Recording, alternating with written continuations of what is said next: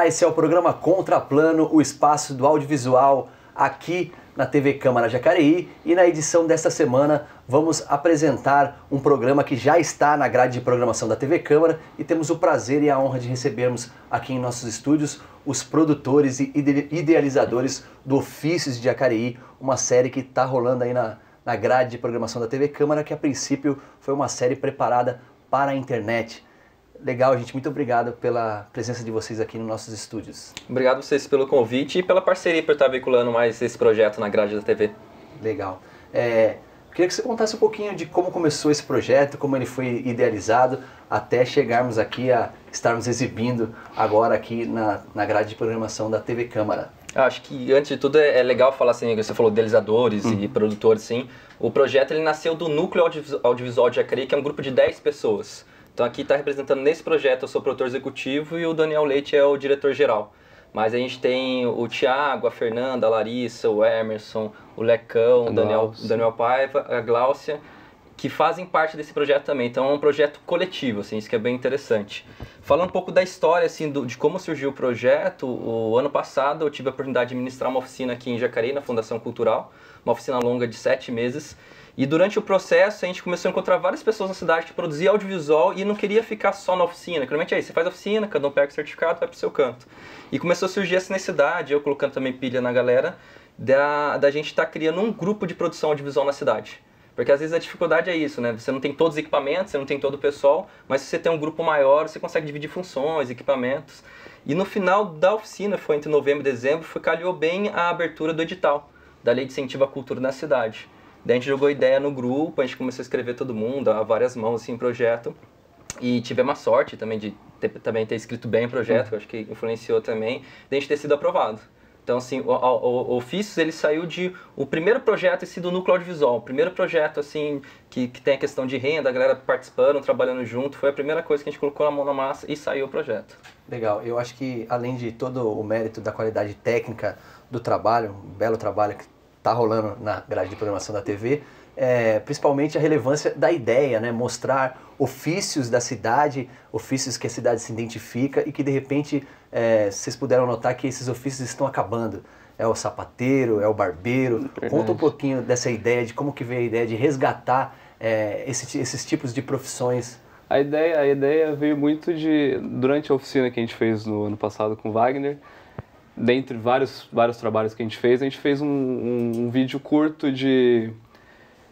era um mini documentário do qual tinha uma ideia de... Eu e o Thiago, a gente estava nesse grupo, de contar um pouco a história da rodoviária antiga. E eu conhecia um senhor que é cabeleireiro aqui na cidade, chama Gilmar. Ele... Na época da construção da rodoviária, ele era vereador e foi um dos idealizadores do nome. Eu falei, vamos conversar com ele sobre isso e tal. E a gente foi lá gravar e tal, ficamos horas e horas ali e quando na saída a gente teve uma ideia, e se a gente fizesse alguma coisa mostrando os ofícios urbanos, né, essa coisa que está meio que naquela época a gente achava deve estar meio acabando e tal. Mas aí durante o projeto a gente achou relevante ter esse projeto por um registro, para não deixar isso ficar esquecido no tempo, porque se a gente não registrar agora, não tem como registrar mais esses personagens, também uma homenagem a eles. Mas durante o processo de produção, durante a pesquisa, a gente foi vendo que ainda a gente tem muita gente aqui em Jacareí fazendo esses trabalhos, mas talvez eles não tenham o seu determinado valor, não tenha dado seu valor para eles, assim. E eu acho que esse projeto veio para prestar essa homenagem para essas pessoas. Nesse sentido, a gente considera eles como um grande mestre, assim, né? Porque antigamente tinha escola de ofícios, né? Obviamente o jovem, a única oportunidade que tem é ir para a escola de ofícios. E já teve alguns projetos de Jacareí, tem até um prêmio da Fundação Cultural, que são os mestres da cultura popular. Então, o raizeiro, o senhor do Moçambique, do artesanato, várias outras artes, a gente percebeu, foi a hora que surgiu assim, a gente precisa também mostrar esses mestres urbanos, que são as pessoas que quando começaram a migrar do campo, vieram para a cidade, então teve a necessidade do sapateiro, do relojoeiro, do alfaiate, todas essas pessoas, do barbeiro, porque era uma cidade urbana, são profissões que não existiam na virada do século XIX para o século XX, e começou a aflorar muito na cidade. Quando surgiu essa oportunidade, a gente falou, pô, qual a melhor maneira de a gente conseguir registrar isso? Fazer um documentário, que daí também vai a pegada do nosso documentário, que já passou o primeiro episódio na TV, tem essa pegada muito de observação. Então é um documentário assim que você vê o próprio entrevistado falando o personagem, mas a gente apresenta ele pelo ofício que ele faz. Então tem muito aquela coisa dele sentado, conversando com a gente. Não, é ele fazendo a profissão dele e a gente tentar aos poucos entrar dentro do que ele cotidiano. É bom ele saber que eu estou aqui trabalhando nessas horas entregando serviço, né? Porque senão depois ele não sai na reportagem, né? Então durante as gravações, assim, acho que uma coisa que é bem legal da equipe, a gente tem uma equipe grande, a gente até dividia normalmente em 2 diárias. Uma primeira diária a gente ficava praticamente o dia todo, meio período, gravando o que acontecia. Então é legal que no começo do entrevistado fica até meio sem graça, mas o que eu falo? Não, é aquela pergunta chata, que a gente, frase, né? Esquece que a gente está aqui, não tem como esquecer. Mas aos poucos a gente está conversando com ele e você percebe que parece que a gente não existe mais. E vem um cliente, conversa com ele e isso que é legal. Não aquela coisa preparada. Daí no segundo dia da entrevista fica bem mais solta, né? Então a gente começou a perceber a importância disso. E o mais importante, muitas pessoas falam, nossa, legal, Wagner, vocês estarem resgatando essas pessoas. Mas a gente acredita muito que a gente não está resgatando, eles estão aí. Resgatar parece que a pessoa estava perdida, eu estou trazendo ela de volta. Não, ela está aí. O que a gente está aproveitando é nesse momento que a pessoa está lá com 60, 70 anos de profissão, a gente está registrando ele agora. É um recorte que a gente está fazendo dele, que é a função um pouco do documentário. A gente pegou esse recorte, representando essa parte deste momento dessa profissão na cidade de Jacareí. Talvez o barbeiro, o alfaiate em outra cidade exterior, capital, vai ser diferente, mas a gente queria fazer o recorte em 2014 em Jacareí, o que acontece com esses ofícios. E a partir daí o documentário está crescendo e a gente fala, a gente não está fazendo só entrevistando personagens, a gente está criando até amigos, assim, porque a gente tentou na nossa equipe assim, criar um vínculo mesmo com esses entrevistados para ser o mais solto possível. Assim. Eu acho que o resultado está aparecendo nas produções. Legal. E no programa de estreia, a gente apresentou aí o ofício do alfaiate, né? Conta um pouquinho dos bastidores, aí o pessoal já viu também o making of, que também está rolando junto na grade de programação, um produto só. Conta um pouquinho desse primeiro episódio que rolou na outra semana. O primeiro episódio foi o senhor Manuel dos Santos, né, o alfaiate, e por trás teve uma história interessante, assim, o ano passado eu tinha um casamento para ir e tinha que arrumar um terno, tinha que ajustar a manga, sei lá, e eu falei, putz, mas costureiro eu acho que não vai fazer esse trabalho, preciso realmente de um alfaiate, e andando na cidade eu não encontrava. Aí passando ali na Bernardina e tal, vi a plaquinha dele ali, um alfaiate aqui, entrei, conversei com ele, fez normalmente lá, ele fez o trabalho dele e passou ali, nem imaginava que um ano depois eu estaria gravando com ele e tal, com uma websérie dirigida por mim até. Aí durante a pesquisa, cada um foi, eu e a Larissa principalmente, no começo a gente foi atrás de alguns personagens e tal, e outras pessoas da equipe também começaram a buscar. Aí a Gláucia, que é a nossa diretora de fotografia, veio com o Santos, o alfaiate. Eu falei, pô, o Santos aí, né? Eu tinha até esquecido dele e tal. A gente foi gravar com ele, foi super legal, ele foi bastante aberto com a gente. Um pouco antes da gente gravar, a gente foi até lá fazer uma visita para ver como é que era o ambiente, como é que a gente ia posicionar a câmera e tal, para ser o menos invasivo possível no dia a dia dele, para ele poder tocar a vida dele sem nossa interferência, vamos dizer assim. Quando eu vim para cá, o município inteiro tinha 35 mil habitantes. E até é bacana falar sobre essa história da observação, que quando a gente escreveu o projeto, a gente tinha uma visão de documentário. Uma coisa meio quadrada, o cara sentado falando para a câmera e tal. E dentro do projeto no projeto a gente escreveu algumas formações. A gente trazia pessoas de fora para cá, para Jacareí, elas davam formação para a gente e depois uma aberta para o público. E uma delas foi com o pessoal da Complô, que é uma produtora de São Paulo, que é o Eduardo Consone e o Rodrigo Marques, sobre documentário. E essa formação fez grande diferença para a gente, assim, no processo criativo, no processo de desenvolvimento dos episódios.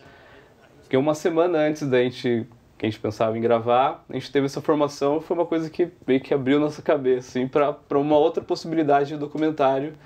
E foi o que a gente acabou mesclando um pouco das duas coisas, né? O tradicional e o contemporâneo, e aos poucos a gente está achando uma forma nossa de contar a história.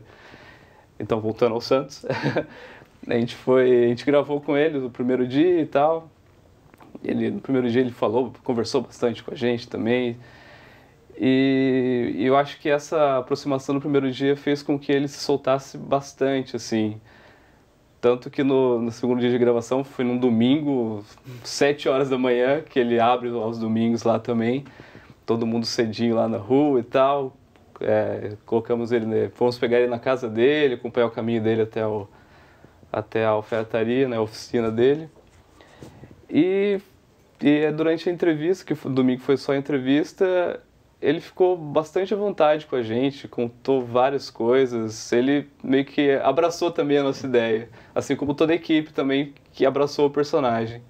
Eu acho que foi bem relevante, assim, para a qualidade do episódio. A gente fala que foi um presente, assim, que a gente não tem, assim, é o melhor personagem, mas pra gente ter começado com o Santos, o jeito que a gente abraçou, a gente não sabe como ser receptividade, porque são pessoas um pouco mais velhas, receosas, acham que a gente, às vezes já sacanearam, literalmente, muitas vezes com ela. Então, quem que são as pessoas que estão me usando, tudo?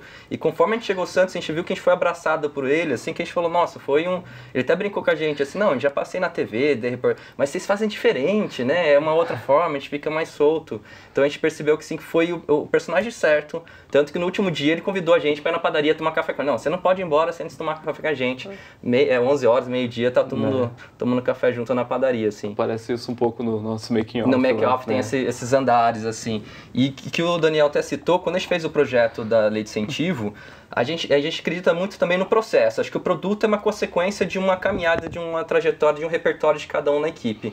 Então a gente imaginou assim, pra gente fazer um projeto que a gente só faça um produto e esse produto não dialoga com a comunidade, não dialoga com o repertório, com outras pessoas que estão na cidade, para mim não é um projeto cultural. Acho que um projeto cultural tem que fazer mudança quem está nele e quem está próximo. E a gente sentiu muita necessidade, vamos trazer outros profissionais que possam contribuir com o seu repertório, com a cidade, não só com o grupo, mas com todas as pessoas entusiastas do audiovisual, profissionais da área. Então, dentro do projeto, a gente tem pequenas oficinas que a gente está fazendo nos bairros. Então, a gente já deu oficina no Jardim Paraíso, no Pedra Mar, Jardim Paraíba, são oficinas de 3, 4 horas para a comunidade, para jovens, crianças e adolescentes. E a gente trouxe 3 profissionais de São Paulo também. Uma é a Drica Lopes, que é uma roteirista, já escreveu sessão de terapia da GNT, teve um curto agora em Cannes. E foi bem legal assim, a troca desses profissionais também, porque como eles abraçaram o nosso projeto, eles vieram com aquela maneira de trazer o repertório mesmo, não aqueles profissionais que dão uma oficina e não quer compartilhar nada, não vou dar o caminho do ouro, assim, né? E foi uma troca bem legal. E outro exemplo foi o Eduardo e o Rodrigo, assim, que trouxe essa questão de pegada de documentário contemporâneo, mostrou muito a produção de documentários do Nordeste, principalmente de Pernambuco, coisa que a gente não tem acesso, os documentários que a gente assistiu, assim, dá um choque na gente. Porque a gente está acostumado a eixo Rio-São Paulo, só que sabe fazer, mesmo a gente está no interior, mas a gente está próximo desse eixo, a gente não vê o que está sendo feito em outros estados. Literalmente cinema mesmo, né? E a gente teve essa grande troca. E agora a gente está tendo mais uma outra formação com o Anderson Lopes, que é o Anderson Menezes, que é do Catraca Livre de São Paulo, responsável pela mídia social, para dar essa pegada nossa, porque assim, quando eu escrevi o projeto, a ideia principal era a questão da internet. E como que a gente chega para as pessoas poderem assistir, né? E agora, com a oportunidade de estar passando na TV Câmara, a gente percebeu que quando a gente fez um produto, a gente quis ser um produto que tem uma convergência, mas que fosse multiplataforma também. A gente não queria fazer uma coisa com cara de cinema, com cara de TV ou com cara de internet. Tanto que a gente brinca, o nosso nome, o nosso núcleo é núcleo de cinema, núcleo de audiovisual. A gente considera o audiovisual uma coisa bem mais ampla, que entra gamer, performance e outras coisas, assim. Então, o projeto a gente está tentando que seja um projeto que não fique só para nós, assim, que ele tenha uma troca com todo mundo, esteja próximo. Legal. E também já aconteceu o segundo episódio na TV. Fala um pouquinho dos detalhes desse segundo episódio da série. Segundo episódio com o Zé do Rádio, aquele conserta rádios, consertador de rádios que a gente chama. E foi bem interessante também. Ele já mais pacato ali, ele mora numa chácara Santa Cruz, sítio, ali perto do boliche e tal, uma coisa mais retirada. O sítio dele tem a oficininha dele, tem a casa dele, onde ele mora com a esposa dele, a Dona Inês, que recebeu a gente super bem lá também. E nos finais de semana ele abre aquilo tudo para realizar o Cantinho da Viola, que é grande chamariz dele lá. Que é um espaço de cultura popular, de cultura, eles só toca sertaneja regional mesmo, assim. Não... É uma coisa bem direcionada pro sertanejo regional, ele não deixa tocar outra coisa lá. Tem vários cartazes lá que não pode ter letra de duplo sentido, não sei o quê.